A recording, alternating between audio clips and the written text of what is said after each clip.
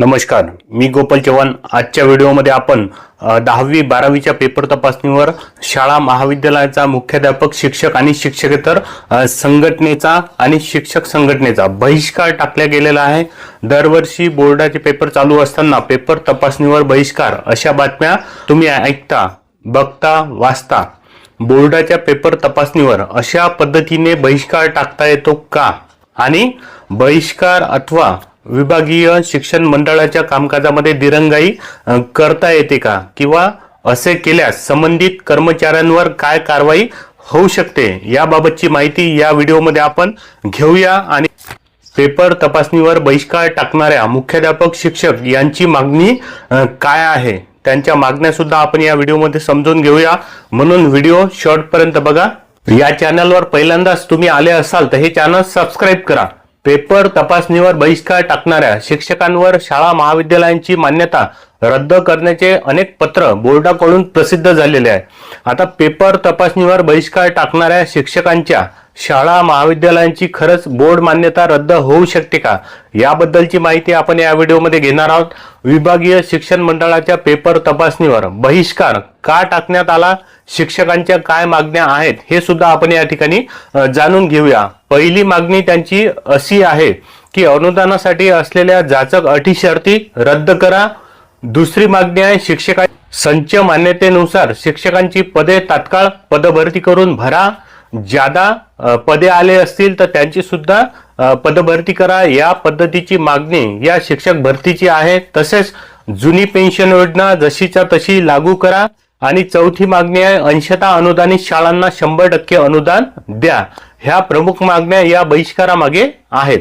मुख्याध्यापक, शिक्षक, कर्मचारी विभागीय मंडळाच्या कामकाजावर बहिष्कार टाकल्यास काय कारवाई होऊ शकते, याबद्दल सुद्धा आपण माहिती घेऊया। शिक्षक कर्मचाऱ्यांनी टाकलेला विभागीय मंडळाच्या कामकाजावर आता बहिष्कार टाकलेला आहे, म्हणून फक्त बहिष्कारासाठी कुठलीही कारवाई कर्मचाऱ्यावर होऊ शकत नाही, परंतु बहिष्कार मागे घेतल्यानंतर बहिष्काराच्या मागण्या अधिकारी, संचालक, आयुक्त, शिक्षण मंत्र्यापर्यंत पोहोचल्यानंतर बहिष्कार मागे घेतल्यानंतर सर्वांना आपल्यावर बोर्डाने सोपवलेली कामे पूर्ण करून द्यावी लागत असतात।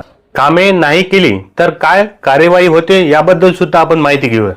विभागीय मंडळ बोर्डाचे काम म्हणजेच हे शासकीय काम आहे, राष्ट्रीय काम आहे, म्हणून त्यामुळे तेथे महाराष्ट्र नागरी सेवा नियम 1979 लागू होतो। म्हणून या नागरी सेवा नियमानुसार कामात दिरंगाई करणे, हलगर्जीपणा करणे, कुचराई करणे, यासाठी वरिष्ठांचे आदेश न पालन करणे, याबाबत आपल्यावर शिस्तभंगाची कारवाई होऊ शकते। मग त्यामध्ये दिवाणी अथवा फौजदारी अशा दोनही प्रकारचे गुन्हे दाखल होऊ शकतात किंवा आपल्यावर कारवाई होऊ शकते। परंतु तुम्हाला शिस्तभंगासाठी तुमची इन्क्रिमेंट थांबवणे, रोखणे, वरिष्ठ वेतन श्रेणीपासून तुम्हाला रोखणे, तुम्हाला शासकीय कामामध्ये अडथळा निर्माण केल्यामुळे तुम्हाला सस्पेंड करणे, यासारखी कारवाई सुनावणीनंतर होत असते। त्यासाठी बोर्डाकडून तुमच्या अध्यक्ष आणि सचिव यांच्या नावाने पत्र देखील काढण्यात येते आणि संबंधित कर्मचाऱ्यावर कारवाई करा अशी सुद्धा सूचना पत्राद्वारे देण्यात येते। अध्यक्ष, सचिव यांनी तुमच्यावर योग्य कारवाई केली नाही तर परिणामी शाळा महाविद्यालयाची बोर्ड मान्यता सुद्धा काढून घेण्यात येऊ शकते। माध्यमिक उच्च माध्यमिक मंडळाच्या अध्यक्ष शरद गोसावी साहेब यांनी जरी अशा पद्धतीचे पत्र काढलेले असले तरी शिक्षकांनी आपल्या मागण्या मांडण्यासाठी वेगवेगळे आंदोलने करावे, आपल्या मागण्या पूर्ण कराव्यात, परंतु बोर्डाच्या कामामध्ये विद्यार्थ्यांचे हित जोपासावे असे सुद्धा या ठिकाणी सगळ्यांना आवाहन करण्यात येत आहे। कारण बोर्डाचे पेपर 10वी 12वीचे तपासणे ही आपली नैतिक जबाबदारी आहे आणि नैतिक जबाबदारीपासून आपण पळ काढू शकत नाही। या व्हिडिओमधील माहिती जर तुम्हाला आवडली असेल तर हे चॅनल नक्की सबस्क्राइब करा, हा व्हिडिओ शेअर करा, लाईक करा। या व्हिडिओबद्दल तुमचे मत काय आहे ते कमेंट करून सांगा। Thanks for watching.